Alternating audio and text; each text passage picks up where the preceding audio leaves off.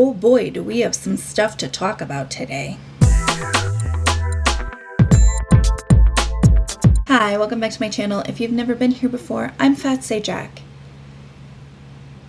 And after all this time, I should probably come up with a better intro.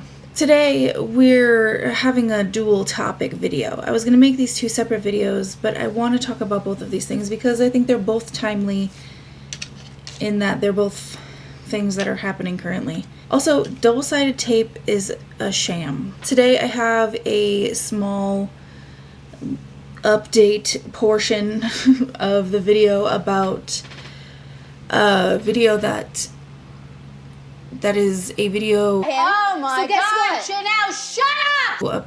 Uploaded by Joshua David Evans that he has since deleted, and we're going to talk about that real quick. And then we're going to get to the larger crux of the video, which is about, well, a slew of things.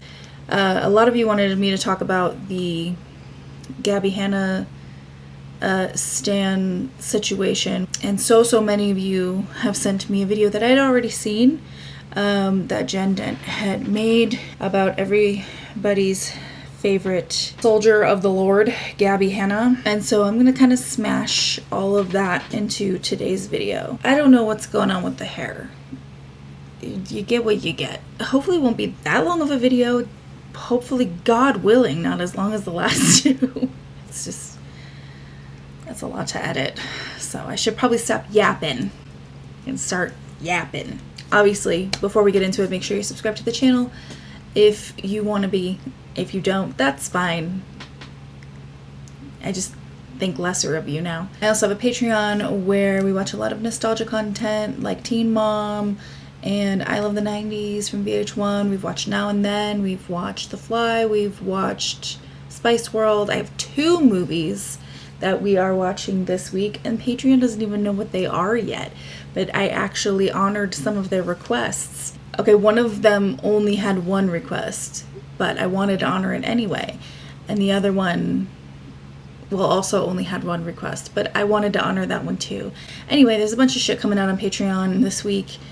A little bit of that, a little bit of Teen Mom, a little bit of I Love the 90s, so it's going to be a very busy week over on Patreon. So if you're a nostalgia freak like me, and like the lovely, oh shit, I'm tired, like the lovely folks over on Patreon, then come join us. You can join for $1. You get all the content.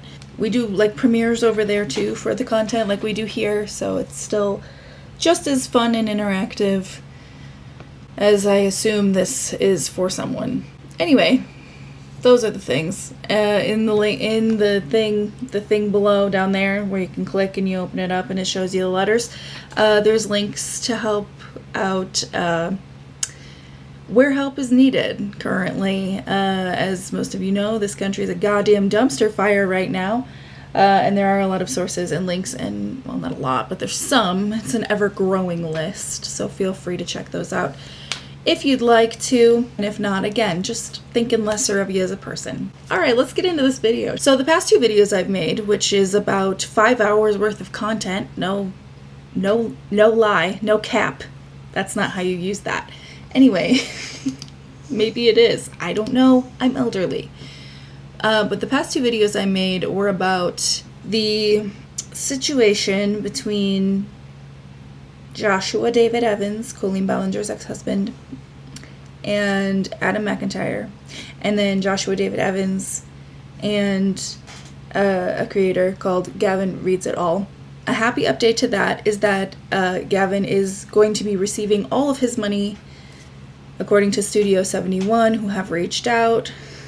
I definitely recommend going and watching Gavin's update video because it is an interesting update. They are an interesting company, and it sounds like, in so many words, unless they are just doing lip service, there is some sort of internal investigation, perhaps, where Josh is concerned. So that's good. Obviously, if you don't know what I'm talking about, you're going to have to go watch 5 hours of content, or someone who talks more succinctly than I do to figure it out. But basically, Josh was Gavin's YouTube manager under the umbrella of a company called Studio 71, and basically was withholding Gavin's money. Not basically, literally withholding Gavin's money, basically not following through on promised services, and not basically, literally. Yes, I'm using the word basically when I mean literally. Anyway, it seems like that's on its way to being fully resolved, which is wonderful. And I'm so happy to hear that. And I'm actually, like, through a shitty situation, super stoked to have found, like, another creator that I actually really enjoy their content quite a bit.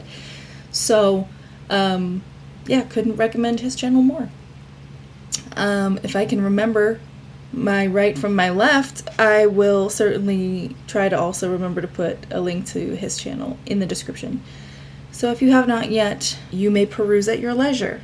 The start to all of this was Josh reaching out to Adam McIntyre about kind of encouraging him, we'll say, to put it mildly, to participate in a documentary about Colleen Ballinger that was being headed by, like, a big studio. And when I say a big studio, I mean the people responsible for Quiet on Set, which was a documentary that had a lot of problems. Adam's disinterest in responding and subsequently alluding to the fact that the situation was going on basically sent Josh into a spiral, and it hasn't stopped. It's been quite some time now. It's been some weeks. And I want to say, because I have seen most of this video that I'm about to show you that Josh has uploaded and then subsequently deleted, along with all the videos he's made in the past few days and Instagram posts. I think he deactivated his Instagram as well, which is good. I don't think he needs to be online. I just want to say right off the bat, because I know where this video is going, and I had, you know, a little bit of a co-frustrated conversation about this with Peter Mon last night about the direction that this video goes. I just want to say that, like, personally, as a person, I genuinely do not want anybody, but more specifically in this video, I do not want Josh to harm himself. Okay, that is not the larger goal here. Asking someone to take accountability for themselves is not the same as saying kill yourself. I don't want that for anybody, and I hope that genuinely, much as I don't like the guy, much as I disagree with and find disgusting a lot of the ways that he has behaved, not only presently but in the past, I don't wish harm on him, and I hope that he is receiving the help and care that he actually needs and remains offline for the foreseeable future. That being said, we are going to watch this video. Put a pin in what I just said. Y'all know me. Before this starts, I just want to say that I don't expect anybody to value me or what I'm about to say. Like, right out of the gate. Like, right out of the gate. What are we doing? Why are we doing that? Why? This is such a, I don't even, what do you call that? That's such a narcissistic thing to do. To right out of the gate be like, well, I don't expect anyone to value me. Ooh, woo. Like, brother, come on. Like, you know, a video that starts like that is not a video where someone's about to take any sort of accountability for their behavior. I don't expect anyone to listen to me, truly. Regardless of that, this is my personal experience, and I've chosen to share it anyway, despite what the internet is telling me to do right now. I think the internet is asking you to get offline for your own mental health. I don't think the internet is clamoring around this idea that Josh should be offline because he doesn't deserve livelihood. And also, I don't think anyone misunderstands the things that Josh has been saying. I think they fully understand, and therefore the internet thinks he should get offline. So, May 14th, 3:21 p.m. You can pause this if you want to read the whole thing. Gladly. This is from someone, I'm not even going to attempt to butcher that last name, but someone named Carolina or Carolina. Usually Carolina, right? I don't know, I'm not a doctor. My name's Carolina, and I am the head of documentary at BuzzFeed Studios. I'm working with Haley Hayes, Vice President of Documentary at Ridley Scott's production company. Ooh, Thelma and Louise, bitch. It's a Ridley Scott movie. God, are you a cinephile or no? At Ridley Scott's production company, Scott Free, did you really need Gladiator, Alien, Blade Runner as examples? Did we really need Ridley Scott examples? He's like one of the most prolific directors. An investigative reporter, Scotchy Cool. Girl, did I call that or did I call that? Did I call that? Did I call that or did I call? I totally called that. That would be one for me. Damn, ow, fucker. Damn, I'm good. To develop a documentary about what really happened behind the Miranda Sings / Colleen Ballinger saga. As you can see in the corner there on the top right. You mean the place where you circled and put the arrows? Okay, got it. I received this on May 14th, and it's just your basic kind of intro email. It's really similar to the one I'm sure you've already seen. Hold on, I gotta find my pen. Oh, it's all the way down there. Who the fuck? Fine, Alright, listen, you sick son of a bitch. I'm fine, everything's fine. Everything's fine, shut up. During our research, we found your YouTube interview about what happened to you, and I know it wasn't easy to come forward. Because this was your lived experience, I know it's more than just a story for you, and that's what we're trying to capture in this documentary. Would you be willing to speak with us? If you prefer, we can talk entirely off the record, which means I won't record our conversation or tell anyone we've spoken.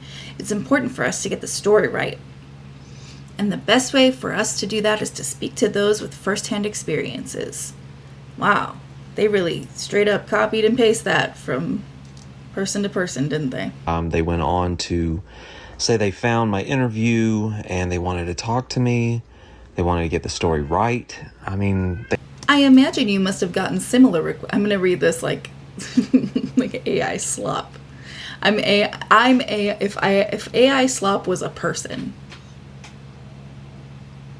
Wouldn't that just be a person? I don't know. I imagine you must have gotten similar requests in the past, so I appreciate your time in even reading this email. Let me know, and if you have any questions, please don't hesitate to ask. That's pretty good, right? You like that? Good. They were saying all the things that I wanted to hear at the time. May 15th, 12:34 a.m. And once again, if you want to pause, this is my long-winded response to them. I sat down tonight with my wife Pamela and really talked through all of this honestly. I sometimes sit down with my wife Pamela and do the same.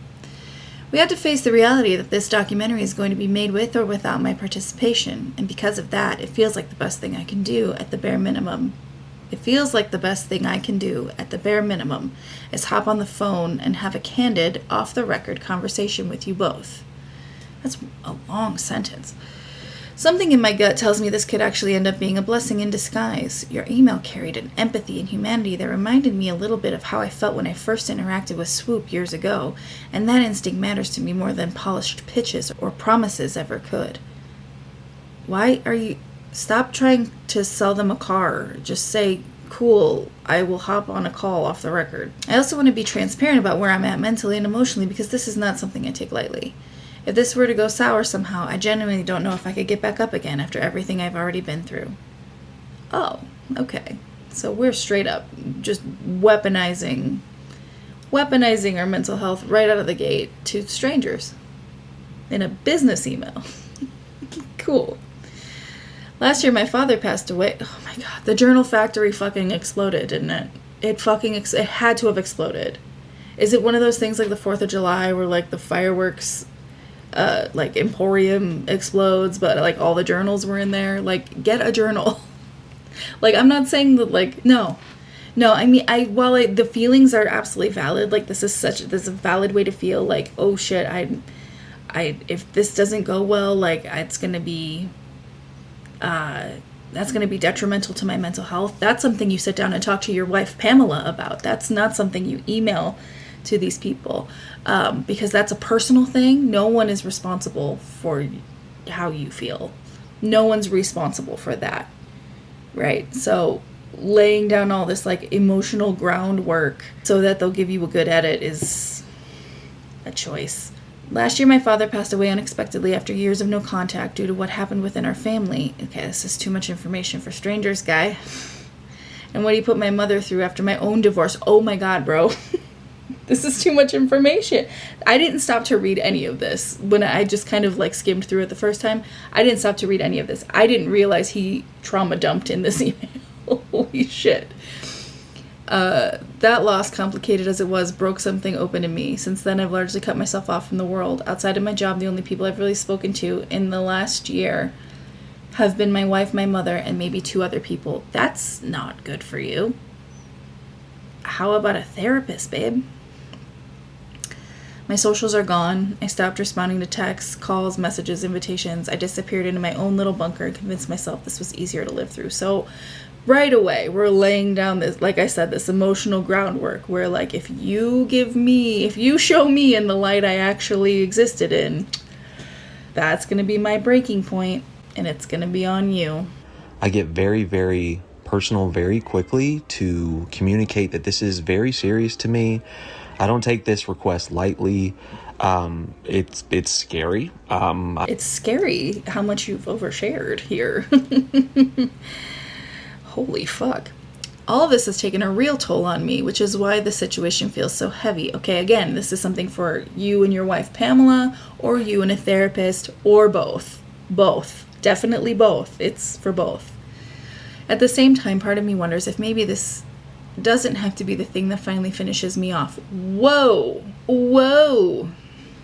Maybe this changes the trajectory of my life instead. Maybe I'm not just a recluse who lost his passions and desire to be here. Okay, so I feel like, listen, again, the feelings are valid. Doing this to somebody now, like doing this to a stranger in a way that feels like you're really trying to help them shift the narrative through emotional manipulation.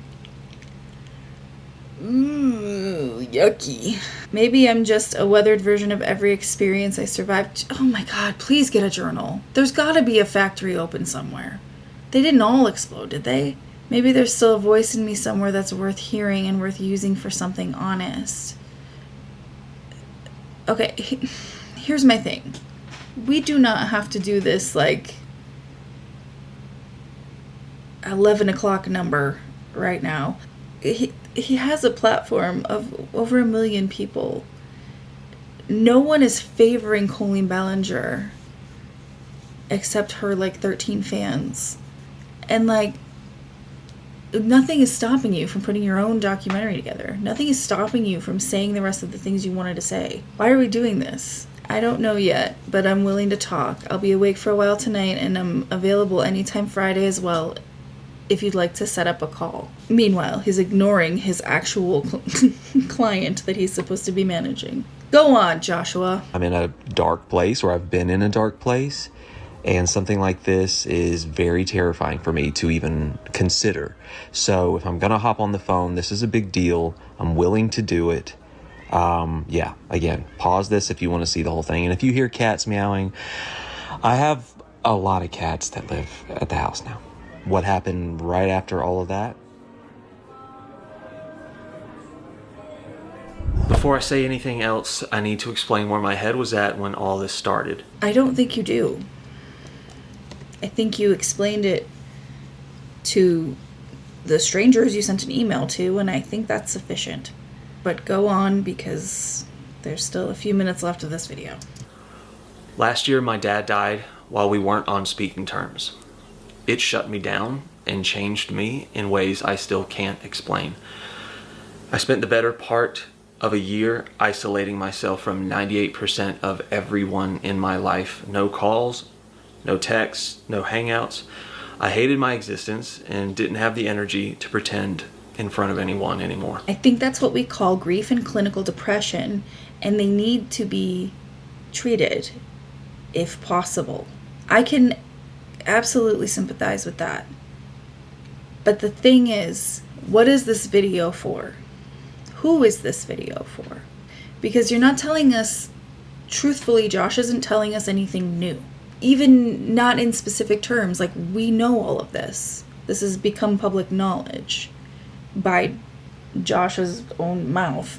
And while I don't ever want anyone to be stuck in a mental state like this or experience a mental state like this, what is the point of you telling us this? if it's not mental manipulation, if it's not emotional manipulation. And I don't like to think that of people, and I don't like to speak like that of people, because I don't doubt that he's experiencing grief and loss and pain and obviously a lot of depression, but that needs to be treated by a doctor, or that needs to be talked about in therapy, or written about in a journal, or discussed with his wife Pamela, and not the internet.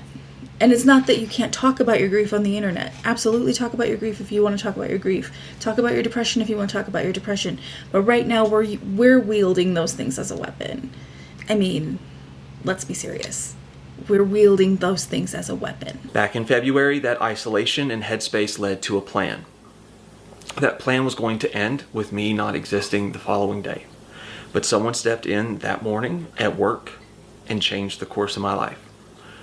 He saw a man that was about to leave this earth, and he wasn't gonna let that happen. Now, I won't share his name because that's incredibly personal, and he knows exactly who he is. Okay.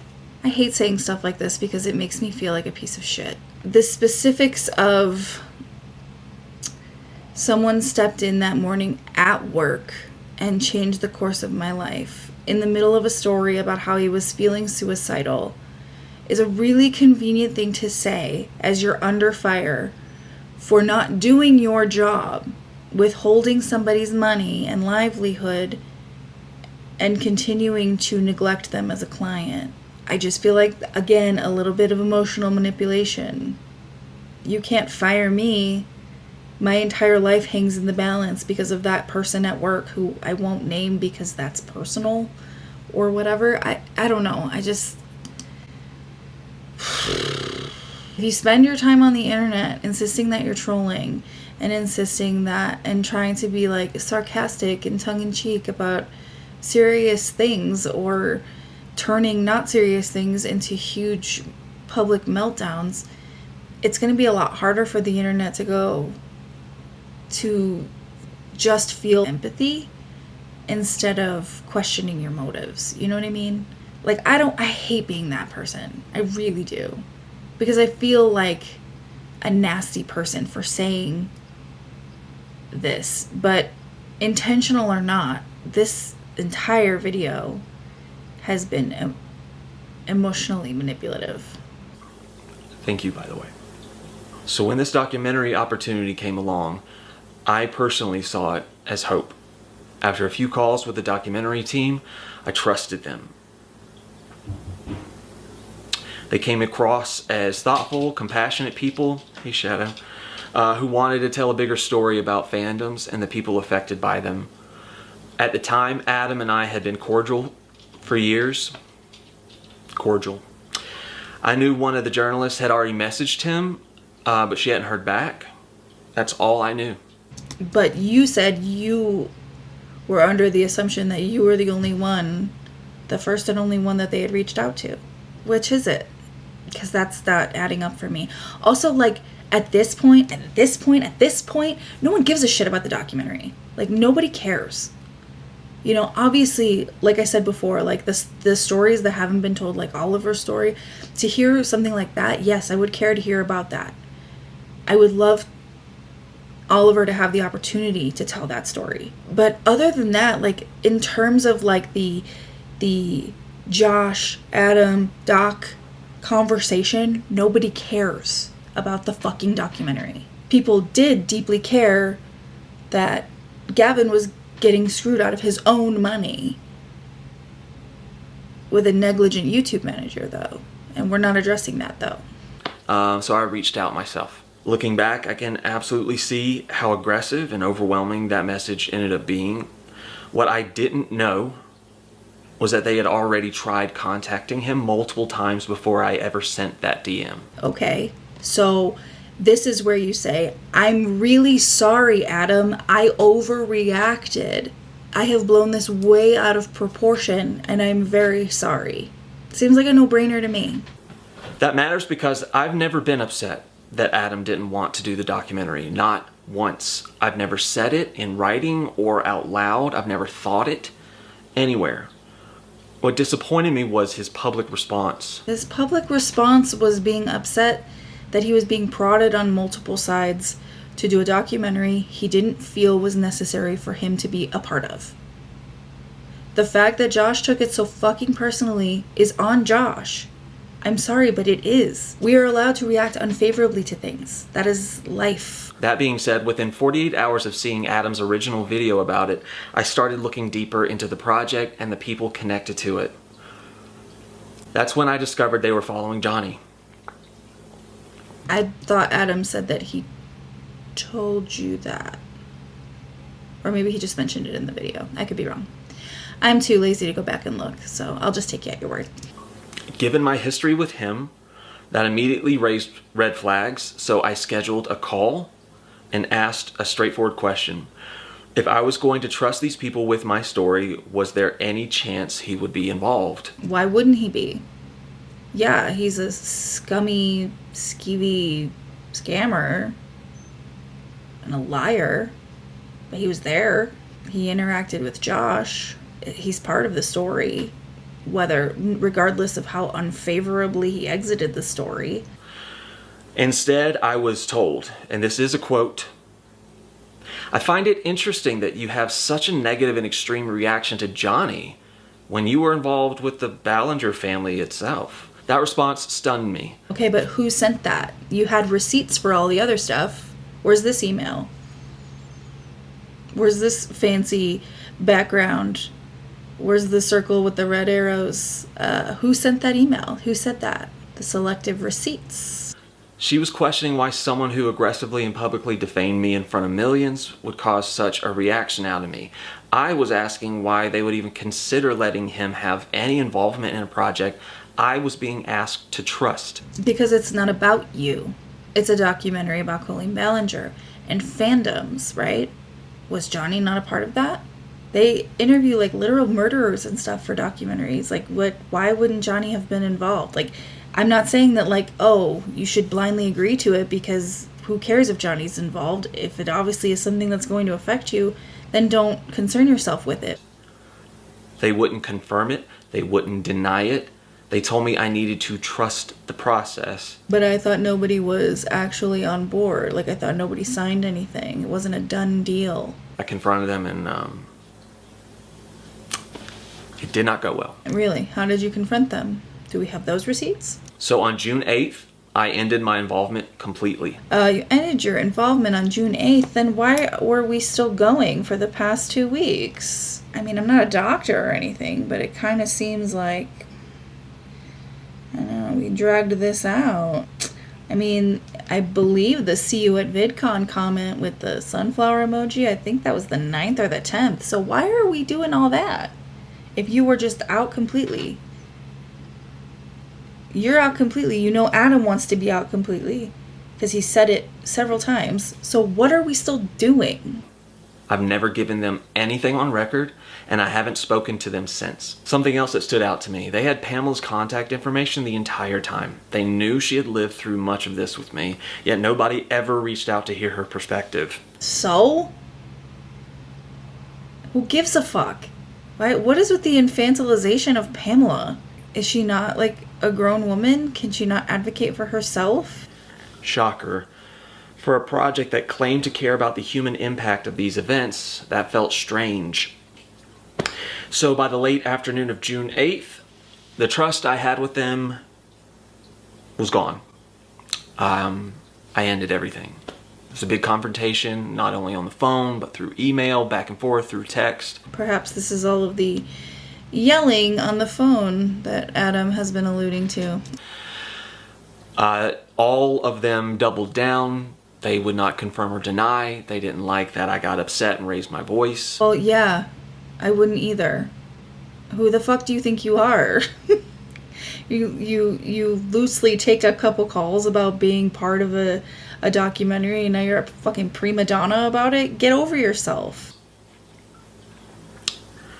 Because I was panicking that they would consider Johnny. They wouldn't at least say, yeah man, don't worry. We would not put you through that. Well, it's not their job. And even though I have my gripes with Quiet on Set and their inability to handle their the folks they were interviewing and their trauma, and you know, a lot of people felt like it was exploitation of these people's trauma, which in a lot of ways it was. It's also not their job to coddle you when they're making a documentary. You're either going to participate or you're not. Clearly you're worried about, I mean, in my opinion, it seems like you're worried about what Johnny might say and the things they might take as fact. But like, at the core of it, nobody gives a fuck about this documentary. I thought that was a little thing to ask, but I understand now that I'm wrong. When you finally push back, when someone says you're important and you say, okay, so I want this one thing though, and then their first thing is, nope. Well, too bad. Regardless of how you feel about Johnny Silvestri, he's part of the story. He toured with Colleen. He was friendly with her. Still a part of this entire story. Yeah, you could probably tell it without him, but like, they're just doing their fucking job. You were never important. Oh, stop it. God. I don't think that ask was too crazy. But what do I know? But what do I know? Yeah, fuck me, right? Fuck me, right? Regardless of all of that, I know I'm not perfect. I've been emotional. I've said things out of frustration. But as far as this documentary goes, I'm out. I've been out since the 8th. And still continuing these weird online tirades. It's the 22nd. So this video came out yesterday. So that's a lot of time to dedicate to whatever the hell's going on. I've given them nothing on the record, and I want no part of it. And for all the parts that I played in adding to the anxiety, chaos, and anger of this whole situation, I'm sorry. Wow. That was the most GABBIE Hanna apology I've ever heard since GABBIE Hanna's last apology. My intentions were good, even if the outcome wasn't. You know what they say. And it ends on this card where it says, before the documentary reached out to me, my life was quiet. I wasn't on social media. I silenced myself, went to work, came home, and repeated the cycle. Pamela had started posting a few small videos to this channel, hoping to make a little extra money to help take care of our growing family of rescue kittens. Then that email arrived. At a time when I was struggling mentally and emotionally, it gave me something I hadn't felt in a long time, hope. I reached out to Adam in good faith because I believed a conversation was possible. Oh my god, I recognize that tree. We are going in fucking circles. Instead, the internet did what the internet does, and the documentary team tricked me into thinking I was safe this time.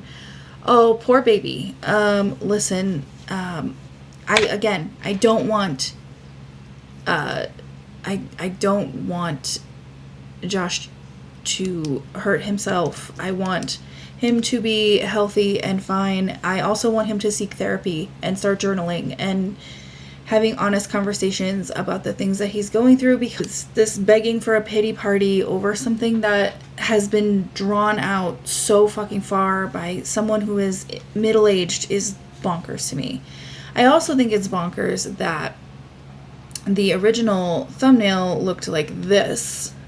The Miranda Sings doc, controversy and the dramatic fallout behind the scenes. So we're still like drumming up drama. I don't know what the original title was. I assume it was something in that realm. But he updated his description to say, sorry for the previous thumbnail and title. In trying to get my experience seen and heard, I chose a title and thumbnail designed to get clicks because truthfully, I didn't think anyone would click for me alone. That was a mistake. Still, with the pity party bullshit. All I've ever wanted is for people to see the full picture, not just someone's opinion of it or coverage of it. Dude, you have been talking nonstop for weeks. We get it. We get it. Like, my videos, to be clear, I don't give a shit what he said about commentary channels or drama channels. It doesn't affect me one way or the other. I feel nothing. To sit here and talk about how we're twisting words and when we're, our opinions are diluting the actual message. I played his whole video in my last video. Not the last one, but the one before that. I have played all of his content that he has put out. I have put his own words on this fucking screen. You couldn't possibly be heard more. My opinion does not change what you said.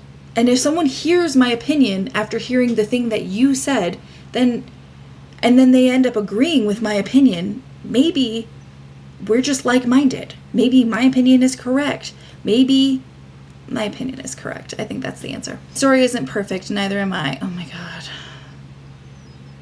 This is like, this is like, maybe you are a 15-year-old girl. I don't know. But I believe people deserve the chance to hear the complete context and decide for themselves. Great. That's why I often share entire videos on my channel, so people can hear the complete context and decide for themselves. I'm just a bitch with opinions. I'm just sharing my thoughts on what y'all are sharing. You know, again, I don't want to belabor the point when it comes to Josh. I don't believe anyone is responsible for anyone's mental health, but I certainly don't want to push somebody in the direction of feeling worse than they already do. I just think that I just feel like these creators make these things so much more complicated than they need to be. You know, you're apologizing for causing chaos and anxiety. Why don't you just apologize for being a dick to Adam repeatedly? Why don't you just apologize? I mean, there's probably some legalities on why he can't publicly apologize to Gavin, but like, make amends there, or let people know that you would like to make, you know, even if you need to make amends privately and let people know that you've made amends privately, publicly, that's something. Like, I don't understand why these people like overcomplicate this fucking shit. It drives me nuts. Let's move on to the next topic. That's all about Josh for now. Y'all wanted to hear about the GABBIE Hanna Stan thing. And I more so want to talk about Jen Dent's video. So I'll touch on it a little bit. We're not going to watch her video. We're not going to watch ALYSSA's video. Because I genuinely haven't talked about this for a few reasons. One, I was very much involved in, we'll call it being on the front lines where the GABBIE Hanna stans are concerned. I ran in communities where they were up our ass all the time. You know, all kinds of things that Jen touches on in her video. But, I mean, there were, just months and months and months of, this was COVID, so it was like everybody was home and fighting, I guess. My first introduction to the standum of GABBIE Hanna came in, I believe it was 2020, and they had all dogpiled on a creator called Hello-Leash. Shortly thereafter, she and I became friendly. Basically, it never really stopped. Like, the influx of fighting and constant back and forth never really let up. One thing of note, though, is that there were a handful of GABBIE Hanna stans who were the standouts, the most notorious, we'll say. And I have since made peace with several of them personally, because a lot of them did really just grow up and grow out of it. And, you know, we had made amends, and that's great. But at the forefront was ALYSSA. So as much as that video she spent trying to convince you that she was just standing on the sidelines feeling like everyone else was making her look bad, no. That is complete and utter bullshit. She was involved in absolutely every major event that happened. Truly, when I think about it, her name always comes up first. ALYSSA, Skia, who I have personally made amends with since. I'm not trying to drag up people's names. I'm just, for reference, ALYSSA, Skia, Tyler, Gracie. There were a handful of them. And every single time that I can recollect, ALYSSA was involved. And not just involved, like the fucking ringleader. ALYSSA has also had 9 zillion Twitter accounts. And you can tell because there are some of these. I literally went through my own tweets to find some of these. And, there are, it was just constant fighting. Like, just constant fighting. And then there were also crimes, literal crimes being committed. And most of them, if not damn near all of them, against GENDENT. And I've spoken about sort of the things that have gotten glossed over in the GABBIE Hanna nightmare saga of her existence on the internet quite a bit in recent days. But this video, it blew me away because there were things in here that I didn't even know about at all. And obviously because it's new information. So we're going to watch the GENDENT video. I hope you did go over and give it a view before we sit down and watch this, because I want her video to get traction, because it is evidence of an attempt at premeditated defamation, in my opinion. So let's sit down and watch this.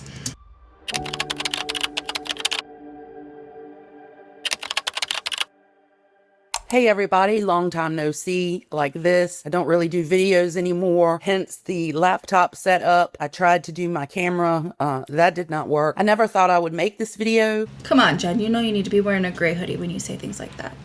I never thought that I would actually get my hands on the information that allowed me to make this video. This video has been a long time coming, at least 6 years of me thinking about this and knowing what I knew, but not being able to prove it. All I can do is nod vehemently. Yes, correct. Yes, big time. Big time. Big time.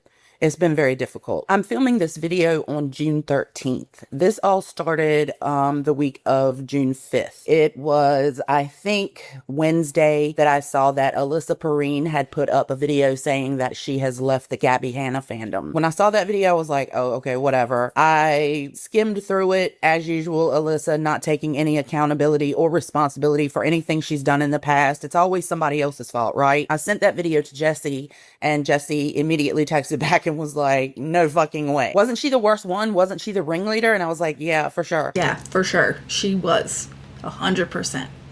100%. The only credit I will give her is that she's smart in having so many, well, actually she got a lot of, I think at one point she was supposed to be perma-banned from Twitter, but has so many fucking accounts. She has an account now pretending to be a fan account of her. It's just her.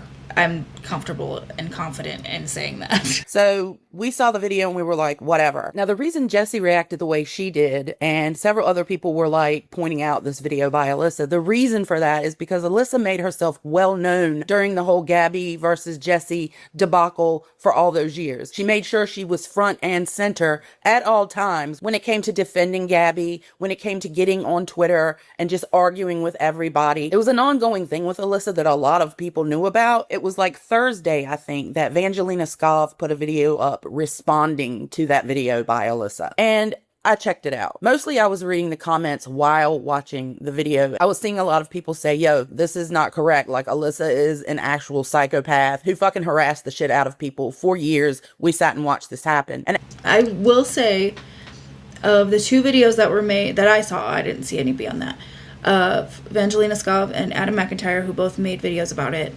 I will say the comments remain very astute to remembering ALYSSA. And honestly, I think it's really a testament to how much ALYSSA was the fucking ringleader of just the worst of the GABBIE Hanna stans, because there were hundreds of comments on both of these videos about her. So enough of these people remember like what a nasty person she was. And to clarify, ALYSSA was an adult this entire time. She may do the like ooh sad little girl voice talking about all this shit, but she was at least 18, which is certainly old enough to know how to conduct yourself online, and if not, old enough to be told how to conduct yourself online, regardless of how nice that information comes across. as I'm watching Vangelina's video, I'm getting annoyed, right? I mean, I hate to even use the word because I know everybody loves to make fun of it, but it triggered me. It was like, no, this girl has been an absolute fucking psychopath, harassed the shit out of me for years, and you guys are sitting here and allowing her the opportunity to pretend she didn't do any of this shit. It was at the end of the video when Vangelina started going through the comments on ALYSSA's video that she was like, yeah, no, this girl is something seems off. And I did apologize in the comments. I am sorry for going off the way I did, but truly, it's been a long time of harassment from her. I was getting a lot of messages too on Twitter. I call it Twitter. I was getting a lot of messages on Twitter, on Instagram. I was getting messages on Facebook of people that remembered Alyssa and were like, yo, did you see this video? And I'm like, yeah. Also in the comments of Vangelina's video, a lot of people were saying, if this is upsetting you, you're going to be really pissed when you see Adam McIntyre's video. I never got to see Adam McIntyre's video. I didn't even watch Vangelina Scott's video on it, actually, because I was so taken aback by the fucking audacity of Alyssa to make this video and to make it with next to no accountability. I won't say no accountability because she did acknowledge that it was essentially a cult. But other than that, like, she didn't take any accountability for the things that she did. And I guess I knew, like, just my instinct was like, nobody who is making a video about her right now that doesn't have a title that is something along the lines of Alyssa Perrine is full of shit, knows what she did, what she's capable of, and how tumultuous things were then. And, like, listen, I was a fucking bitch back then, okay? I was fighting wars on Twitter like it was my job. It was kind of part of my job. But still, I'm not proud of a lot of my behavior then. I was a huge bitch. But, like, I'll own that. Where was I going with that? I was just like, this content's just going to frustrate me because it's going to give her that validity. Which brings me to, like, my first point about Alyssa and her video. And I'm not going to make a ton of Alyssa points because I don't want to give her this entire section. I don't want to give her the spotlight that she's looking for. I genuinely, my very, very first thought when she came out with this video and started talking about GABBIE negatively was that she was looking for her Cody Tyler versus Colleen Ballinger moment. That she was looking to expose GABBIE the way Cody exposed Colleen and would have a solid jumping off point from there. Because if you go back through whatever Twitter accounts of hers still exist, you'll see a lot of her, like, up Adam McIntyre's ass in the past. She's very much aware of that situation, as most people on the internet are. And once I started looking at it through that lens, I was like, I can't unsee that.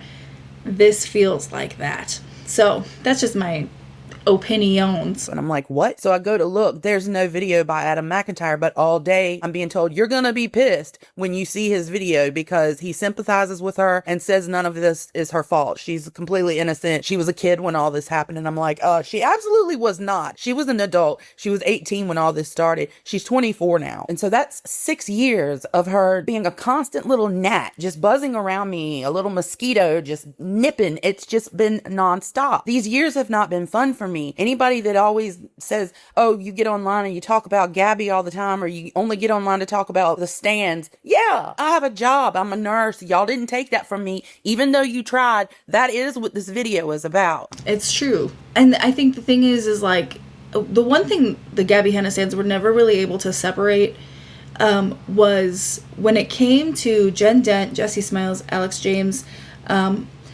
they forgot that those people knew her in real life. They treated them like the stands treated those three like the stands were the ones who knew her in real life because she was yapping to them on Patreon and shit. So I think I think the acknowledgement that the amount of harassment that Jen has received throughout all of this, and of course Jessie and Alex, but the sheer amount of harassment that Jen has received is something that follows her into her real life. Like that's her. It's not just like log on and here's your problems. Like they have tried to interject in her real life. They have tried to get her fired from her job, and among other things that we're going to talk about here. I'm going to prove what you guys did. I'm going to prove what Gabbie did. But these years have not been fun for me. I would rather not do this. I'd rather not talk about this. And that's why I'm making this video, and I want it to be the last fucking time I talk about the stands, I talk about Gabbie, or any of this shit. I'm so fucking exhausted from it. It is the middle of 2026, and I'm still trying to get over shit that happened in 2025.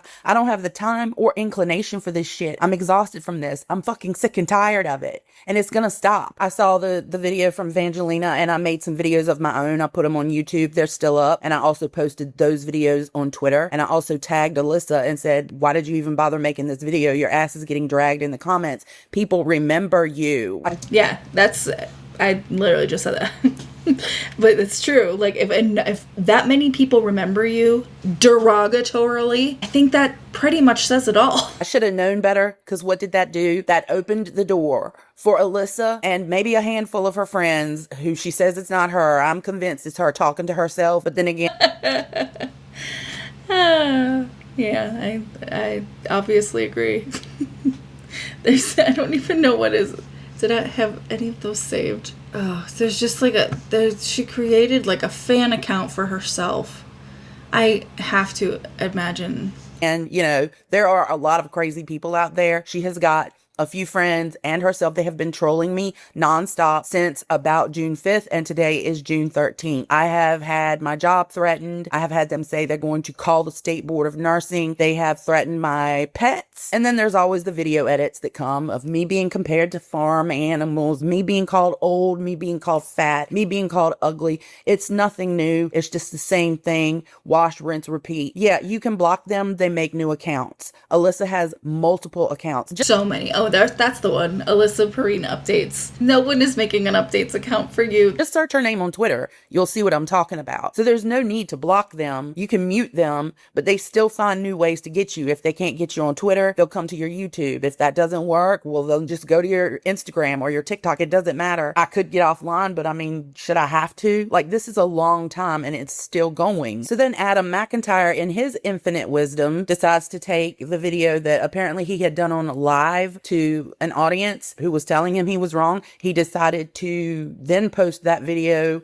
on YouTube. So I think that was Friday. I can't really remember, but that gave Alyssa even more leeway and excitement and stardom and all that stuff. So she could just spend the whole rest of the day coming at me all day long from every fucking angle. I will say, like I said, if you go, I don't remember where I found them. I don't even remember if I still have the screenshots, but there was a time, and I think it was probably around the time all the Colleen Ballinger stuff was coming out, where she was just up Adam McIntyre's ass, like the whole time.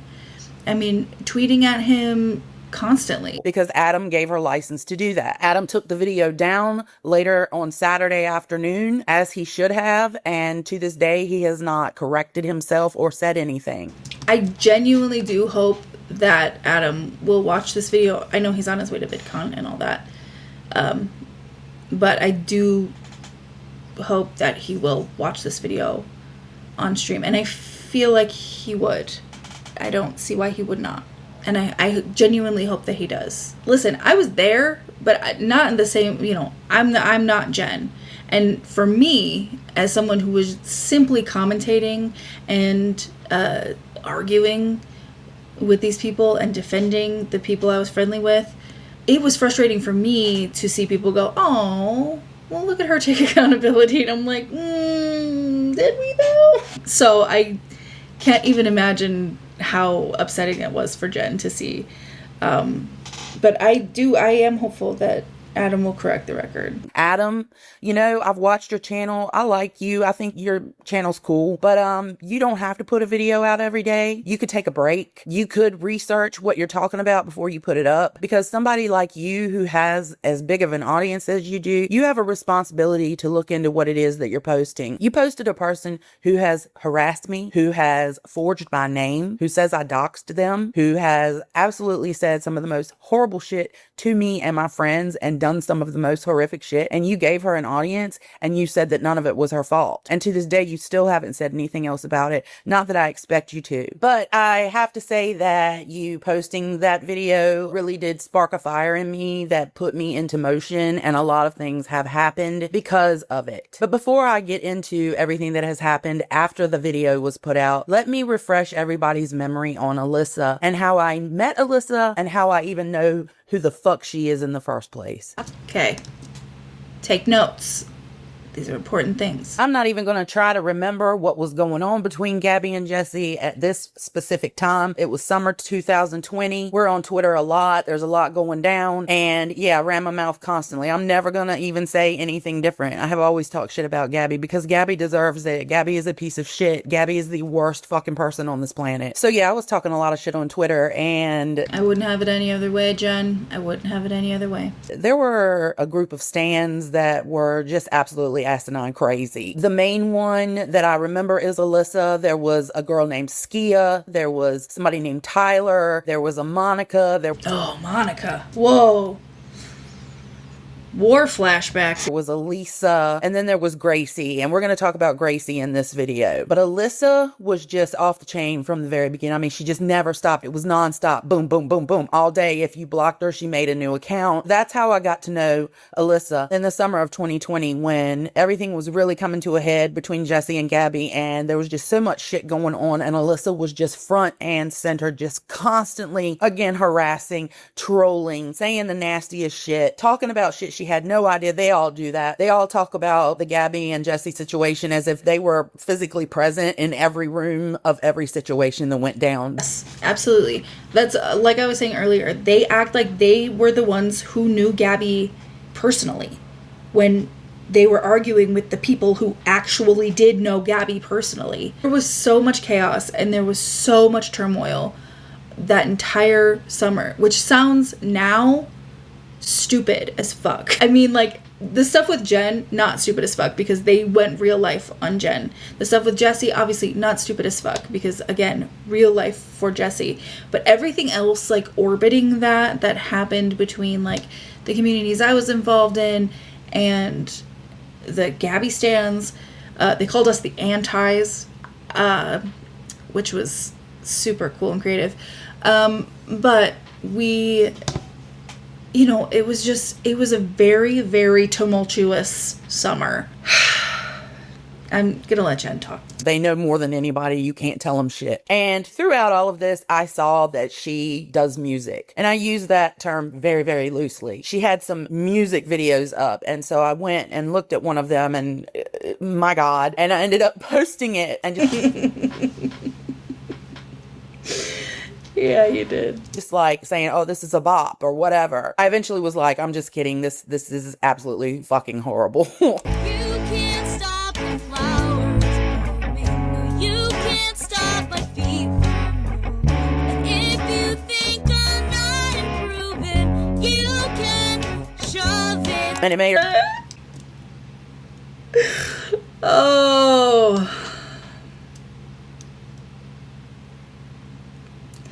Art is subjective. They're so mad that she, first of all, says that I told her to kill herself, which absolutely did not happen. I invite you to find that screenshot. Did not tell her to kill herself, but she got so mad about me posting her music that she decided to send me a cease and desist. And instead of me telling that story, I'll just let ALYSSA tell it. I released a new song and Jenna told me she liked it. She then went and claimed it was shit and that she shared it as a joke. From this point on, she started talking about my bad singing and kept posting my song, which is my own intellectual property. On August 10th, I sent Jen a cease and desist for intellectual property, and on August 11th, she responded with her signature. Jen likes to tell the story as if I forged her name onto a cease and desist. You did. You did, though. She did. She copied and pasted Jen's signature on an email that said, "Kiss my ass," and put it on the cease and desist. Just because you did not physically write Jen's name does not make it not forgery. Semantics don't save you. I believe it's a felony. But what she always fails to realize is that she sent her email titled "Response" with an attachment. I advised a legal notary, and I advised a lawyer after the fact just to make sure. I was in the clear. On August 12th, Jen sent me a cease and desist for defamation. In this, she asked me to, and I quote, "Please find attached a request to cease and desist defamation, slander, and or libel. Details are in the document. Sign it and send it back to me. My lawyer is involved now. Thanks." I replied by telling her to kiss my ass. She replied by telling me I had 10 days to sign it when it comes to my door. This confused me because first off, she doesn't have my home address. And second, mail? What? You have my email. You can do literally what I did. It is just as valid and just as legally binding. And I just want to say, just because you don't agree or like someone does not mean that a notary, 2 lawyers, all of them are lying. Like, the evidence is all right here. So you can either continue to say it's fake, or you could just accept that I sent you a cease and desist. Nobody said you didn't send me a cease and desist.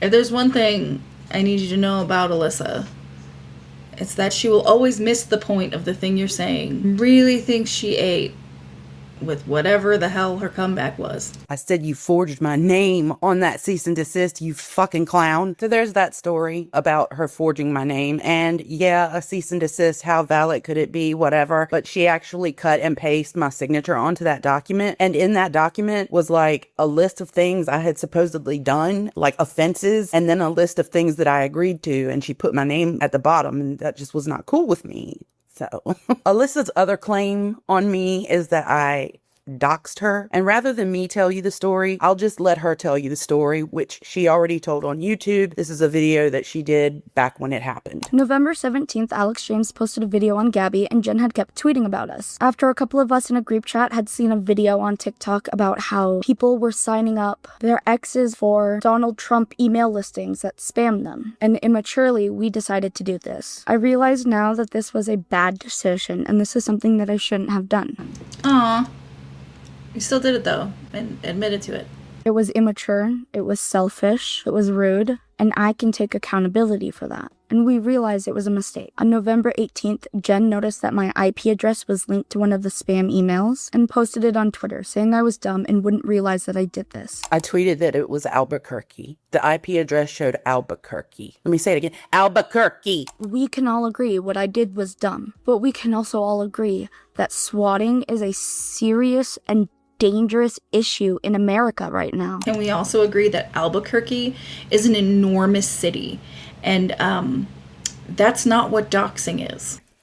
Nobody is going to swat you. What the fuck are you talking about? And posting my IP address like that could have gotten me injured or killed. That is not okay. On November 27th, Hello Leash made a video on the GABBIE Hanna fandom about the emails and how toxic we are. I remember waking up one morning and Jen being like, ugh, they signed me up for like 10 spam email lists. And I was like, who? And she was like, the GABBIE stands. And then I, for some reason, had like a sinking feeling in my stomach. And I checked my email and I had, if I'm not mistaken, like something like 54 email lists. And I remember the timestamps on when the emails came in, because these people were signing us up on these email lists, these spam email lists, but you had to confirm. So they would send you a confirmation email. You would have to confirm that you actually want to sign up for those lists. And then those confirmation emails also included IP addresses. I remember noticing that it was like, it would start at like midnight and went till like 5 or 6 in the morning. Like, these people were up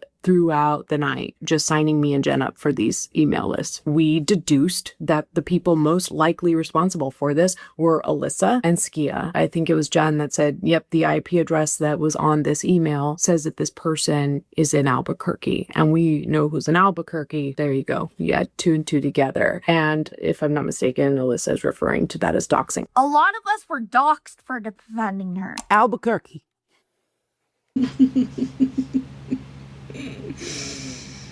Albuquerque. Albuquerque. So that's basically it on Alyssa. Really, this video is not about Alyssa. I would like to get into what happened after Alyssa's video, Evangelina's video, Adam's video, and Adam's video being taken down, the constant harassment and trolling that has been going on since the 5th, and what all has happened since then. So this is the most important part. I don't want to talk about Alyssa anymore, okay? I could sit here and provide you like a shit ton of screenshots of me like arguing with Alyssa, or my friends arguing with Alyssa, or arguing with account suspended, which is Alyssa. It doesn't matter. Enough people remember who she is and the way she behaved in these comment sections. I think it speaks for itself. Albuquerque. Like I said, I was getting a lot of messages, a lot of different places. And some of the people that were messaging me were stans that I recalled their name. They knew me and they contacted me and told me who they were. One of the ex-stans is called Prince. I fully remembered that username and the way that this person talks. And this person got in my inbox and started talking about the whole thing and explained how they were very, very young when all of this happened, but they were watching and they remembered all of this. And this person helped me a lot with like remembering usernames or specific people or specific posts. This person has also been in my DMs, which I did not recall until like yesterday. And they have shared a wealth of information that I sort of left on the back burner, I believe like late last year, just because I wanted to hear their story. I wanted to hear them out, but I also didn't want to further engage with like the GABBIE Hanna-ness, because I just wanted to, listen, a GABBIE Hanna video will make somebody money. Like, a GABBIE Hanna video is gonna knock it out of the park every time, because watching someone with narcissistic traits act like a fucking asshole is something that is at the very least sort of entertaining to watch. I didn't want to make a GABBIE Hanna video for the sake of making a GABBIE Hanna video, and to make like an anthology video. I'm like, I have a big enough fucking playlist of GABBIE Hanna videos on this channel. Like, I didn't think I needed to make like one whole thing, but this, I don't know what the point of me telling you this was. One thing this person said was that Gracie was pretty much used by GABBIE and discarded. And I do have an old comment that was put on one of my videos regarding that. I know the lore with this one, sadly, as someone that used to support GABBIE. There was a fan named Gracie that GABBIE manipulated into thinking Jen was a rapist privately in DMs and managed to make Gracie speak up publicly and spread this allegation. GABBIE watched Gracie get sent so much hate for spreading this allegation, and instead of checking on her, she just watched it all go down. She loves to have her fans do her dirty work for her and then claim she herself didn't do anything, because in the public eye, that seems like an accurate statement. Now that she's lost most of her fans, she's doing the dirty work herself publicly. Anyway, Gracie almost offed herself because of the hate, and GABBIE reached out to her and asked if she could use Gracie's offing attempt and mention it in her 2020 comeback video to make a public point that my fans get harassed to this point for simply supporting and defending me. If you watch that video, Gracie's attempt, without being named, is mentioned. GABBIE is disgusting. She was never sexual with us, as far as I know, but she groomed us like colleagues. Now, here's the thing. I have known, and most of us in the antis have known this like lore forever. Like, this was something that was alluded to a lot. And now we have proof that it exists, which is haunting. It really like made my stomach drop.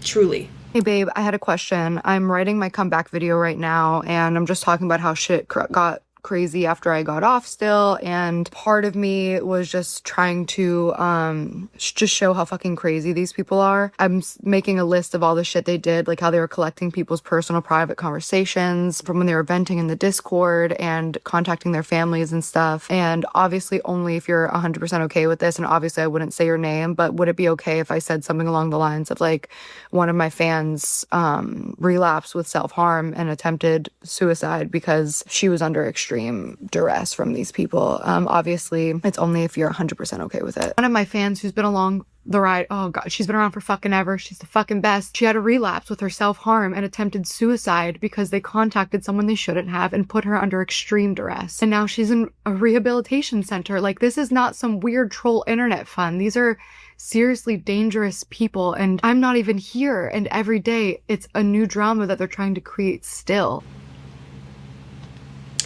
That exists on the internet now, in case you needed to feel something fucking disgusting today. So as far as Gracie goes, I honestly always felt bad about that. I did recognize that for whatever reason, this adult had been encouraged or influenced to do this. What Gracie initially tweeted was, guys, I think Jen may have somebody, or guys, Jen may have someone. And she retweeted that tweet from that crazy account that literally to this day, I don't know who that is or what they're talking about. So we talked about this recently. I made a video recently about it. And it was the main thing that I thought, how the fuck we gloss over it when we talk about like the nefarious behaviors of GABBIE Hanna, right? There was an account that tweeted out, and I don't remember if Jen touches on the specifics of that in this one, but tweeted that Jen had sexually assaulted a child. And they all fucking ran with this. I mean, they ran with it. There was no victim. There was no evidence. There was nobody came forward. Nothing. And as far as everybody knew, this person was a man in Australia. But I think after watching this video only once, I now have a different theory about that, and we'll get to it later. To be honest, I think GABBIE is behind that account. Oh, yeah, that's what I was going to say, actually. So, yeah, no, that's what I think, too. That's my opinion. It's just my opinion. It's just my opinion. It's just totally crazy that somebody would tweet all that and then just disappear, never respond to any questions. Like, I myself even sent that account a message and was like, who are you and what are you talking about? Yeah, that account, I don't even think they ever tweeted again. The account just disappeared. And GABBIE had several burners. So I just truly believe that was GABBIE or Peyton that made that account. But I always felt bad about Gracie because as a nurse and just a person in general who has dealt with many things in my own personal life and with people I love and know, I know what it's like to struggle with something and then to just have things piled on. I know what it's like to act out when you're not happy in life or things are not going well or you feel like you don't have any control. And so I felt bad for Gracie, and I always did feel guilt if she had to go to any kind of treatment for anything I said or did, because I really did go hard at her. But people were literally calling a job I didn't have anymore. And something I've never told anybody, I don't think, is that I had interviewed for a company that I had worked for in the past. This was in the pandemic when all this happened. I had already lost my second job that I had to make ends meet because of COVID. That company shut down because we weren't allowed to go visit people in their homes. And so I had interviewed for a position that I had in the past. And it was a really good interview. I had great references. There was no reason for me not to get the job. I was told, we'll call you back next week and basically let you know. And I never heard back from them. And I even reached out to my reference who worked there, who had like told the people about me. She's like, that's very strange. They never called you back. Well, these stands had called that place based off of my LinkedIn, and I had worked there in the past when they called them. So maybe that had something to do with it. But these people were actively calling my job or a job I didn't have anymore. And they were bragging about it online. They absolutely were. They absolutely were. And the thing is like so many of these, all of these things put together and individually, I think, I mean, I'm not a doctor or a lawyer, but I do think Jen would have a really strong case for defamation, for libel, for slander. The real kind, not the GABBIE Hanna kind. It was just also how much it was being retweeted, how much it was being stated as a fact. There were articles going up online about it. You know, the people that follow online drama, there were articles up until maybe a year ago or so. If somebody was Googling me and like put the time in and was scroll enough, these things would come up about Jen Dent and a allegation. And so it has bothered me ever since it happened. I think what was different this time about getting annoyed with all of this and the being trolled and everything is just the fact that I've been going through a lot in the past year and a half. My life changed drastically, and like, this is not a sob story, but like, I have friends here, I have a job, but I'm alone a lot, which is a reason I'm moving back home. That wasn't the plan when I moved here. And so I don't have a buffer to like talk to anybody about this. And I have enough going on. Like, I have animals I take care of. I have a job. I have to take care of myself, which, you know, that's a whole thing. But like, it just hit different this time. And not only did it hit different personally, but this psychopath is being listened to. I'm talking about ALYSSA is being heard out, and in some cases being painted out as the victim. And it just truly pissed me off. It pissed a lot of people off. Hey, yeah, it did. It did piss me off. It pissed me off into silence, actually. It pissed me off to the point where it was like, I could sit down and make this video, but like, And it's not that I didn't want to, and it's not that I didn't want to correct the record, it's not that I didn't want to say something. It's just like, there is so much history here, and the fact that Jen was like, this whole thing was done so succinctly is 10 out of 10. Enough to where they were messaging me about it. And in talking to Prince and bringing up Gracie, Prince was like, you know, I really feel bad for Gracie. Like, she's hardly even online anymore. She just kind of disappeared after that. And I'm like, I feel bad for her too. Wish I could talk to her. And Prince says, well, you should try. So that's what I did. I decided on June 5th I had had enough. Seems like it's never going to stop. What else did I have to lose at this point? So I followed Gracie on Twitter. And then I sent her an email. Hi, Gracie. I hope you are doing well. I was hoping to have a conversation with you. I would like to talk about the tweet that accused me of sexual assault. It is my belief and understanding that there was heavy influence surrounding that situation, and I would really like to understand better. I'm not mad at you. I'm mad at the situation and the never-ending cycle of GABBIE showing up every few years writing or attempting to rewrite the story. I would appreciate a conversation that could bring clarity and closure to both of us. If you are not comfortable, I understand. Just know that I believe this could stop the cycle for once and for all. Thanks, Jen. And Gracie wrote me back. Strap in, because just when you thought that sinking feeling in your stomach was gonna go away, girl. Hi there, Jen. I hope you're well. I'm definitely open to having a conversation about this because the whole time really traumatized me, as I'm sure it did you too. Saying it with a heavy influence is an understatement. To give a little bit of more context into our relationship, I'm not sure why she first started constantly replying to me as a fan, but it was really exciting. Close to 2019, the dynamic kind of changed. Personally, I was going through extreme anorexia and struggling with like substance and drug use and dealing with the death of my partner at the time. I lost my job, apartment, and I had to take a leave from school to go into a treatment center. This is very important to the story because when she heard about these things I was going through, she started sending me money, gifts in the mail, and talking to me more constantly, and basically telling me she would financially support me through this time. After that, she would ask me for favors here and there, which She's asking Gracie to vet, no pun intended, the people she was trying to buy her cats from. Hire a PA, you fucking loser. quickly turned into receiving over 50 messages a day from her. I want to also note in this screenshot, she says, you guys are for real amazing friends. Just hang on to that. She would spam text me during breakdowns talking about, oh, we're talking about the Rachel Oates thing here. There's a lot of interesting things in here. I didn't pause to read any of this either. wanting to die and things like that. Some mornings I would wake up to a mental breakdown spam in my inbox. So knowing full well that Gracie is not mentally well, not doing her best.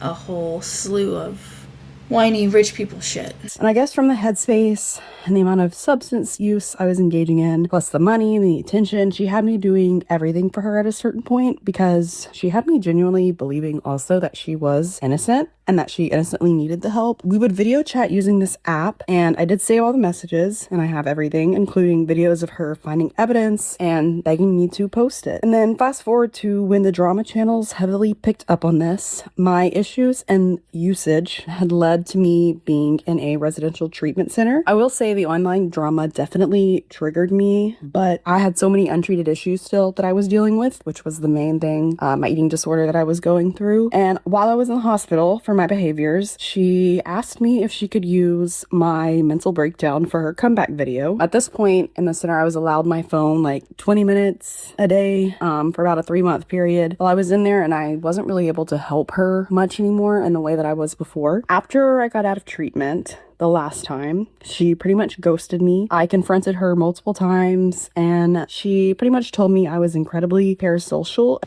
Remember, she said, that they're great friends. I feel like I've explained this to you in email, but I'll try to be more clear. I wasn't ignoring you, I was just staying offline as much as I can. I have best friends from college who will be at my wedding that I speak to twice a year. What wedding?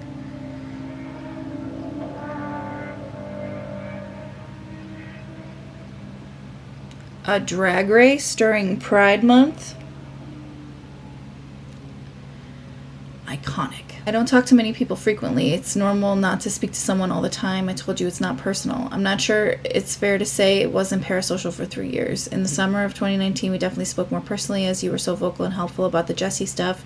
So in ways that she could serve Gabbie. Got it. Because every relationship with Gabbie Hanna is transactional.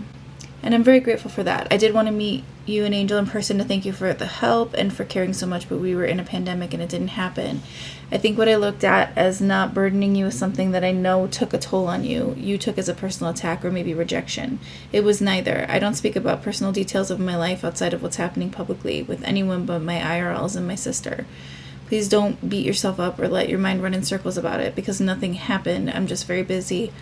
I'm working literally all the time. The rare moments I'm not, I'm with Peyton or my friends. I just keep to myself unless she needs to trauma dump on you. It's very hard to trust people, even just telling people who I hired and subtweeting about it. Things like that are why I really don't talk to anyone online anymore. Nothing feels sacred or safe, including the messages I'm sending you right now. Well, very astute. I just know that you told people about me hiring Rachel. Please don't tell anyone else. Pretty much as soon as I said it, I don't know what MP is. And I was sent the subtweets about that from you and others. If you say the tweets aren't about that, I believe you. But yeah, it's not that. I don't trust you specifically. I just don't trust anyone online. Worn out from people sharing my messages. Sorry again. I hope there's no hard feelings. I wish you all the best in the entire fucking world. Thank you again for helping out so much last summer. Icky. And imagined our friendship because she was nice to a fan. It felt like the textbook definition of gaslighting, and she said so many lies to me about how her messages meant one thing and not how I perceived them. She then unfollowed me everywhere and told me she wasn't comfortable around me, and then invited a friend of mine, who was also another fan account, to her house and officially hired her. Weird. Inviting fans to our home. It was a really awful time for me. I even was in EMDR therapy after all of that because of the things she said to me and put me through. Also, to Jen, I'm sure this wasn't easy for you either, and Jessie. So understand that everything I'm saying here is not to discredit the pain or experience or say that mine was worse, but it is important to know how complicated our relationship was. This has weighed on me for a really long time, and I've always wanted to reach out to you, but was scared to. I felt like you didn't want to hear from me, and I honestly, for a long time, was scared of what Gabbie could do with her influence of followers if I posted something like that. She was the reason I was doxxed after she used my name publicly, and there were people threatening my sister. I know this is a lot. It barely even touches the surface of our relationship. I apologize if it's too much, and I'm open to any more questions if you want. And I just want to say a little thing at the end. I don't want any of this to come across wrong. I am neurodivergent and I sometimes have trouble forming words, and I don't want people or you to think that I said all of this trauma to excuse my behavior. Despite my issues, I was definitely still responsible for my actions, and I am truly deeply sorry for any of the pain that I caused you and other people, and I appreciate you guys' kindness and respect and willing to listen to my side. Thank you. And again, there were many of the people who were heavily involved with Gabbie Hanna, defending her in the standum, as it were, who have, as most people do and as most people should, grown through all of this and matured into people who can see where they were wrong, and then we all could make proper amends, and nobody has to be the monster except for Gabbie. There was a fan that was clearly enamored with you, Gabbie, and you knew that, and you all the time are talking about abuse and power dynamics. Also, you talk a lot about mental health. You've talked about when you've needed mental help, but then you say you're fine and you don't. Gabbie, this explains why this full-grown adult was doing so much on your behalf. This explains why this full-grown adult tweeted that I may have raped someone at your direction. You told this person to do that. Not only is there a power imbalance there with you simply being who you are in relation to Gabbie and how she even knows who you are and vice versa in the first place, but you take it to another level with financial support. You tell this person that she's special. There is something so inherently wrong and weird about Gabbie sending her money, these large sums of money. I mean, like, listen, if I had a viewer who, you know, was going through a hard time and I had the means to help them out, that's one thing. But this is clearly some special treatment shit, and it's weird. That she gets special treatment. You give her things for free that other fans are paying for. You pay her for her rent. You give her money. You tell her just reach out if she needs more. So this was for housing, I assume. I mean, I guess that's nice, but like in a vacuum, right? Like, given all the other things that have happened and transpired and are continuing to transpire between Gabbie and Gracie at this juncture, it's weird. You tell her don't tell anybody else that she gets special treatment. You tell her that you paying her bills and whatever else you're supplying for her is your way of thanking her for all of the things she has done for you. This all happened before you got her to tweet this allegation that you found that I'm really convinced that you were behind. Once I got that email from Gracie, I was just like literally shocked that she even responded. I didn't think that she would. And I sent that response to Leash and to Jesse, both of whom were just literally shocked. This started a whirlwind of us talking to different people, a small group of people, and me thinking about what I was going to do with this information. And then Gracie started sending more stuff. This cannot come from me, Gracie. I just found the tweets. For some reason, they feel so violated. Yeah, sorry, someone just messaged me. Make that shit go fucking viral. Like, as viral as you can within the community. Like, I'll send you the tweets right now. And I tell you, I was flabbergasted by Gabbie essentially orchestrating this on video. I can't even express it.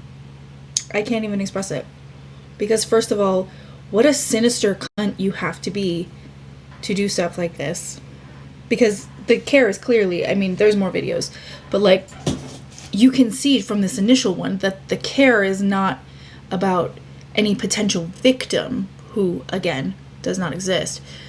It's about making this story go viral. And furthermore, what a fucking moron to put yourself on video doing this.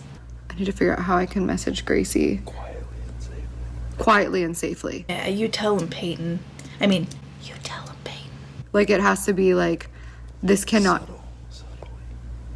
Subtly? How is she gonna do it subtly? It just can't come from me. Like, I'm the only person it cannot come from. Yeah, but it can't be like a massive blow up. Yeah. It can't be like 50 people sending it. Yeah. Yeah, you're right. It can't be everyone sending it at once. You're right. Yeah, because then it'll look like the orchestration that you're currently conducting here behind the scenes. But it needs to get to people. It needs to be tagged to drama channels too. There's a lot of tweets that show like somebody's like accusing her of being a little girl. Like, it's kind of serious. So hold on. It's kind of serious, super serious. And you would think that if that was super serious, that would be, I don't know, shocking or something that would make you emote in any way and not jump on this notion of just trying to make this go viral to tear down Jen Dent's name out of spite. What, honey? Yeah, good. You don't think I should involve Gracie? No, I don't think you yourself should. I'm not. That's why I'm telling Gracie. I can't be involved. It cannot come from me whatsoever. So this account right here, Bungle X. Yes, that's me. No, I wasn't drunk. I assume that rape admission was a Freudian slip, but please, the truth will set you free. And then somebody here said, my internet's not working at all. Baby, can I just see it on your phone so I can show Gracie so she can go find it? Yes, 1 second. Okay. That account keeps tweeting that she like raped a little girl. Maybe you can message the account and see if there's any details, or also just like tell people about it. But like it can't be sudden. It can't be big. I'll show you pictures of it when he opens it on his phone. But they're Bungle, BUNGLEX. Okay, so I will not rest until there is accountability for Jen Dent being a tiny innocent little girl. I don't care if it takes years, but everyone will know the truth. What are you covering? Text message goes through. From who? Oh, okay. So? Babe, first of all, didn't show us about it's Gracie. What's she gonna do with your boss's name? Chill. So this is one of them, and then what was the other one where it was like you took girls to the little den? I guess this is some idiots talking about her raping my friend. Remember when people called you Jen to the rape den? Your followers really deserve to know what you did, so own up, hypocrite. So yeah, I don't know, but I think you do know. I personally think you do know.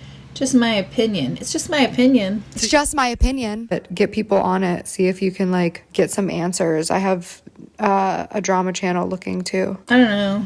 I personally, like, if it was somebody that I used to have personal contact with and I heard that they had done something horrific like that, I would personally look into it. Because what's the harm if you actually care, you know, about the victim? That doesn't exist. If you cared about the victim, wouldn't you want justice for the victim? You know? Dude, fuck all these people. I really hope this person has some type of like evidence, which I'm sure they don't. Like that would have been years ago, right? Like if Jen Dent was like raping little girls, it would have been years ago. Yeah. Like what receipts are there? None. But I'd love to hear the story. Why? Why would you love to hear the story? Why would you love to hear someone's account of rape? Oh, because based on years of, I don't know, Gabbie using her mouth to talk, seems like Gabbie has a little bit of a fascination with rape. She sure does love to insert herself in stories of sexual assault. It's just my opinion. There's no fucking receipts for anything that they accuse me of, so. I'm literally shaking. I had to take my medicine for anxiety just to do this. You would love to hear the story? You would love to hear the story of a little girl being sexually assaulted? Of course the lesbian assaulted a little girl, right? That's also, yeah. Not now, damn it. Right, Gabbie? But you'd love to hear the story. So she needs to get people on it quietly and safely because it's kind of serious. She can't be involved, but get the details. There's no concern here about this fictitious child. Meanwhile, we got Peyton over here in the background. Yeah, what a spineless jellyfish he was. Peyton Saxon. He's a medical sales consultant. I don't really remember exactly what company he works for. You know, Peyton, who painted himself and was painted as the ever concerned and so supportive boyfriend who was so worried about her mental health, and he just hated that any of this was going on. He even sent me a DM one time on Twitter telling me to stop cussing at the kids or something like that. But Peyton found this on Twitter, just found this and gave it to Gabbie and is in, you know, in the background talking about being quiet and safe and subtle. Are people tagging Jen in it? Like, are people tagging Jen being like, hey, did you this little girl? Because, like, low-key, if we put a lot of pressure on her about that, is that a good thing or a bad thing? Because, like, what if she speaks about it herself? You know what I mean? And then people start looking into it, like, well, why are people accusing you of being a little girl? Because, like, that's so random. So, like, should they be pushing her to do it or no? That's what they do to me. There was an accusation. I thought you meant Gracie. No. I don't know what the right thing to do is. I mean, when there's an accusation, it gets pushed and pushed and pushed and pushed and pushed on me. So, like, maybe it needs to get pushed and pushed and pushed and pushed and pushed on her. Yeah. Sorry, I'm just trying to fit in. See if she finally responds to it. See if people pick up on it. Yeah. I think she's seen it. Maybe tag people like Primink or Shannon or Not Another Drama Channel, that SM Creep show. Like, maybe start tagging them in that shit. Yeah, of course she's seen it. Babe, she's so obsessed with Twitter. Like, she stalks that shit like crazy. I don't know. Yeah, they need to push me, right? They need to be pushing me to respond to it, because anytime anybody says anything about you, they push you to talk about it, right? Yeah. I'm not saying that those two were doing a bunch of cocaine in their car. But what do I know? Dude, I hope that girl responds so much. Or whoever that person is responds about that little girl. It's so fucking crazy. Again, wishing that this allegation was true, which is essentially exactly what she's saying, is so fucked. I cannot even begin with how fucked that is. Thanks for checking into it. This person, I doubt they're gonna want to talk to like random pages. They're not my fan, but yeah, this little girl who got is probably not my fan, so good luck with us getting any info. Ooh, this is my favorite one. Feel free to share this information with anybody who's worried. They have absolutely no case. They couldn't do anything even if they wanted to. In order for anything to be considered like defamation or slander, or for any type of legal action to be taken, one, you would have to publish it publicly. So like you would need to write a book, make a YouTube video, tweet, this person did this thing. So the tweet that Bungle X made that outright said that Jen raped somebody, and the tweets where you had Gracie say it should spread like wildfire, which did pick up traction and did get back to Jen and did almost ruin her life. That's not published enough for you? Please go on. Your lawyer expertise is exquisite. Also, this was the era where Gabbie was just naked a lot. Y'all made sure to put it all over Twitter and retweet it and pass it around like it was factual information. Which you haven't done any of. You haven't like gone out of your way to be like, this person raped this person. So you're good. Second, they would have to prove that you did it knowing that it was a lie. So like if you came to me and you were like, hey, like I know that Jen didn't actually do this thing, but I'm gonna like tell everybody she did this thing. Like, are we in this together? Okay, great. Like you would have to prove that that happened, because them saying it's not true, like the reason defamation is so hard is you have to prove that the person knowingly lied. So like in my case, like I could sue T-Spill for defamation or Dustin Daly for defamation because they had alternative information and they ignored it. So like unless you have some type of alternative information, like this Adam Bungle guy like came to you and was like, hey, just so you know, this isn't real, they can't do anything. And then the last thing is, I don't think I need to say this out loud, but like I really wouldn't take any legal advice from Gabbie because none of this is correct. You never accused anybody of anything. You asked people questions. Like somebody else put something out there and then you guys were talking about something that somebody else said. None of you guys made the claim. So those are like the three main things. You guys didn't make the claim in the first place. You guys didn't publish that claim, and there's no way to prove that you guys were saying anything that you knew was a lie. Right. These all sound like really great excuses. And if it was that cut and dry, why didn't you just do it yourself? I mean, you wanted to hear the story so badly. They're just trying to scare you. They're bad people. They're fucking losers. Don't let them scare fans. They're literally trying to scare fans on Twitter. Right. They're bad people.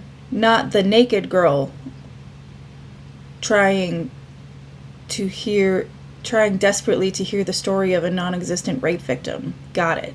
From speculating. Like, they know. Like, what they are doing is what has been happening to me for how long now? Like, they're so fucking stupid, dude. Don't worry about it. You're absolutely fine. There's not a lawyer in this fucking world that would try to sue you guys. And then if they did try to sue you for defamation, fun fact, they would have to pay your court fees because there's no way they would possibly win. Trust me. And if they did take you to court and lost, which they would lose, they have to pay your court fees and your legal fees. Trust me? I wouldn't trust you with my dryer lint, bitch. You're gonna be fine. Regardless. First of all, Gabbie, you are so fucking vile. You know exactly what the fuck you did. You did this on purpose. You found this tweet that I think you tweeted, but you found this tweet and made sure that it was spread far and wide. You called a drama channel and asked them to look into it, and you're telling these people not to worry about it because they're just your fans on Twitter. That's where it was tweeted, Gabbie. That's where this whole thing happened. Gabbie, you're so disgusting. Wash your fucking hair. Literally. Seriously. Gabbie 6 years ago, wash your fucking hair. Probably Gabbie today, wash your fucking hair. Then you just disappear after all this. You send little apologies, emails, and videos, but you disappear and you just leave the fans to deal with this. You leave Gracie to deal with this. Gracie's in treatment. Hey, wow, I'm so ugly, holy shit. I just want to apologize for really involving you in so much. Like, I know that, like, we're friends, and... Oh, wait, I thought it was parasocial. I was, like, leaning on you as a friend, but it was still it was just too much, and put you in a compromising situation. And I guess in my head, I was like, oh, well, Gracie's, like, relatively anonymous. Like, she's just... I'm on the toilet, by the way. Like, nobody's gonna, like, come for her. And obviously I was wrong, and obviously it's just like, I know you're saying that's not the reason you're gone, but it's just, it was a lot. So I just wanted to say that. Turns out Gracie's not even in treatment for this. Gracie told you she was in treatment for other things outside of this. You asked to use her story as an example of how I went out of my way to ruin other people's lives. You just disappear. You fully acknowledge that. You've acknowledged that many times. And then Gracie reaches out to you and she's like, can we talk? Like, what happened? And you just blow her off. Tell her that she's acting incredibly parasocial, that basically you don't trust her. That's like why you don't talk to her anymore. You're sorry if she took it some other kind of way, but like you were just trying to help her or show her appreciation. But at the same time, you're apologizing for putting her through this. You make this girl feel crazy. You completely ghost her. She basically gets offline because she just can't deal with it. She doesn't even reach out to me. It takes all this time. It takes you coming back online and talking about Jesus and God. And, you know, Gabbie, when you were gone, we didn't talk about you or think about you. I know that drives you crazy, but it's the truth. It is the truth. And that's the thing. Like, I've tried to drive that home in my past few Gabbie videos when she was, you know, when she was up to her tits in testimony. Like, we didn't think about her. We didn't care.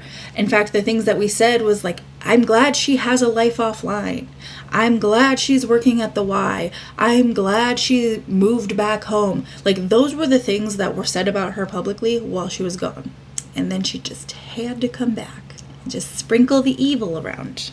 I've had too many other things going on. People are raising families. People are out here being happy or fighting for their lives or both. When you had moved and gotten married, I was like, cool, that's cool. Wish her the best. When I saw that you were working in the real world, I was like, great. That's the extent of it. When you came back, I didn't even know until you decided to come back and use your new Jesus platform to still disparage, defame, and slander people. You talk about slander. Naysayers say you have to leave it in the past. All of these people haven't spoken about you in years. But the thing about slander is it's not a single attack. Slander is designed to ruin your life. It's designed to ripple into every single facet of everything you do. It's meant to ruin your reputation. Right. Slander is also, I know we've covered this extensively.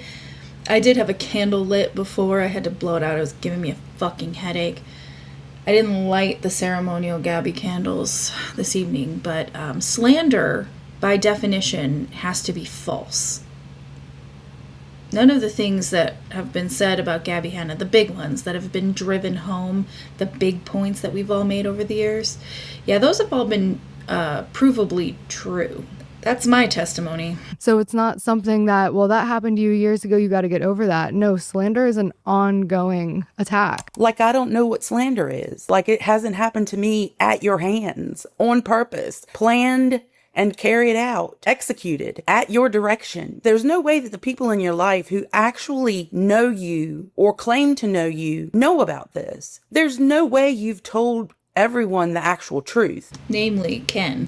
You get on here and you lie all the time. How could anybody believe anything you say about anything? I never have. All I've ever done to you, Gabbie, is tell the truth. And when you've continued to try to lie, when you've continued to try to ruin my relationships with other people, when you have literally tried to ruin my actual livelihood, and you say you're doing all of it because I've tried to ruin your livelihood, or you say that people have slandered you and come after you and tried to ruin your career. Yep, because Gabbie, we all know that your career is comparable to mine, right? We all know that our careers are the same, right, Gabbie? We all know that me, a registered nurse of over 30 years who has a master's degree in healthcare education and has to hold a license, we all know that is exactly the same as you who gets online and acts like a complete fucking goddamn idiot. Everything is your fault. All of this is your fault. For years and years and years, you can't let it go. You want to rewrite history. You want the history to be different than what it was. You want the past to be erased, not only erased, but changed. You can't let it go because you know what you've done and said. And I think that you think if you just keep coming out and talking about it, people will eventually give up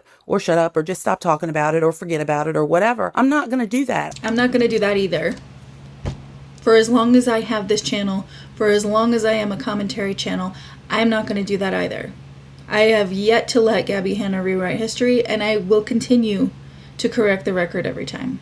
I guarantee it. I've told you that from day one. I'm not going to do that. There's no planet that will happen on. Your little Jesus shtick does not work with me. You are no different than an inmate who has nowhere else to turn but to Jesus. You should call your band, instead of "and the front men," you should call it "and the yes men." 10 out of 10 on that one. Because so far we had Peyton sitting there nodding his head and drooling on himself, agreeing to everything that you said and did, not only in front of the screen, but behind it, apparently. And now we have Ken, your husband, who you don't allow to get a word in, who just sits there and nods his head and drools on himself. I love that the Ken thing caught on. Thank you for that, Peter Mon. Speaking of Ken, Jen messaged Ken. I'm here for that. What a dweeb. Oh my God.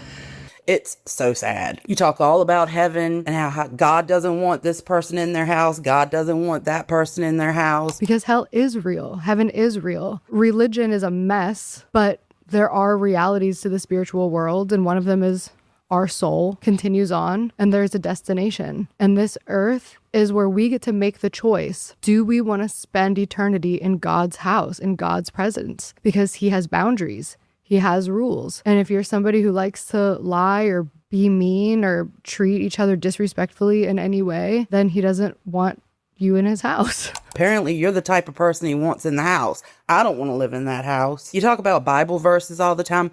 Let me read some to you, Gabbie, and excuse me, I don't know them by heart. Or she doesn't either. She's got an app for that. Matthew chapter 6, verses 5 through 6. When you pray, do not be like the hypocrites, because they love to pray standing in synagogues and on street corners to be seen by people. Truly, I tell you, they have their reward. But when you pray, go into your private room, shut your door, and pray to your Father who is in secret. If you read the Bible, you should know that one. Here's another one you might like. Proverbs chapter 6, verse 16 through 19. There are 6 things the Lord hates, 7 that are detestable to him: haughty eyes, a lying tongue, hands that shed innocent blood, a heart that devises wicked schemes, feet that are quick to rush into evil, a false witness who pours out lies, and a person who stirs up conflict in the community. Next, Matthew chapter 23, verse 27. Jen is taking Gabbie to church. Not in the hosier kind of way. What sorrow awaits you, teachers of religious laws, and you Pharisees, hypocrites, for you are like the whitewashed tombs, beautiful on the outside, but filled on the inside with dead people's bones and all sorts of impurity. Proverbs chapter 14, verse 30. A tranquil heart gives life to the flesh, but envy makes the bones rot. Timothy chapter 3, verses 5 through 6. If someone does not know how to manage his own household, how will he know how to take care of God's church? He must not be a recent convert, or he may become puffed up with conceit and fall into the condemnation of the devil, where you fucking belong. I missed that the first time. Period. Oh God, it's so good. This is so much better than anything I've ever made, and it's so much more satisfying because of how mistreated Jen has been throughout the years by Gabbie and her, whatever minions are available at the time. I would be remiss if I didn't mention this one. I have never done anything wrong. Everything that has happened has always been someone else's fault. Gabrielle Kroner Christ, chapter 6, verse 7. Gabbie, it's time to go away and stay there. As a collective, we are fucking sick and tired of you. I concur. I will 6-7 that all the way home. Yes.